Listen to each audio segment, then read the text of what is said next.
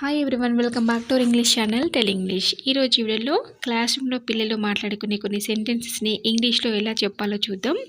పిల్లల మధ్య లేదా టీచర్ పిల్లలతో మాట్లాడే కొన్ని సెంటెన్సెస్ ఉంటాయి కదా, అవన్నీ ఇంగ్లీష్లో ఎలా మాట్లాడాలో చూద్దాం. వీడియో ఎక్కడ స్కిప్ చేయకుండా ఎండ్ వరకు చూడండి. నచ్చితే లైక్ చేయండి, అలాగే సబ్స్క్రైబ్ చేసుకోవడం మర్చిపోద్దు. ఇప్పుడు ఫస్ట్ సెంటెన్స్ వచ్చేసి, దయచేసి నేను బయటికి వెళ్ళవచ్చా అని అడగడానికి may I go out please, may I go out please అని అడగాలి. అలాగే ఇది సరైనదేనా అని అడగడానికి is this correct, is this correct అని ఇంగ్లీష్లో అడగాలి. అలాగే నాకు నీ మాటలు వినబడం లేదు అని చెప్పడానికి I'm sorry I did not hear you, I'm sorry I did not hear you. I'm sorry ఎందుకంటే పొలైట్గా ఉంటుంది కాబట్టి.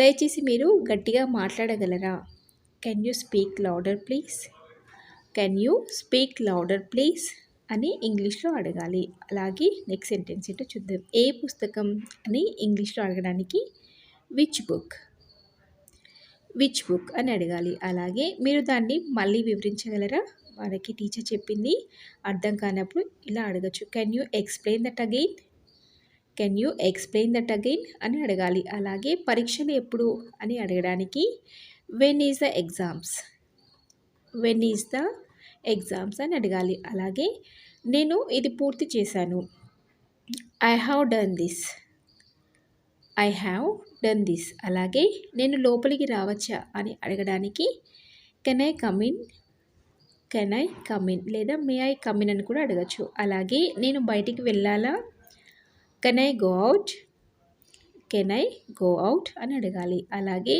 నేను కిటికీ తెరవాలా అని అడగడానికి can I open the window, can I open the window అని అడగాలి. చూసారు కదా, ఇవన్నీ కూడా పిల్లలు టీచర్లు క్లాస్ రూమ్లో మాట్లాడుకునే సెంటెన్సెస్.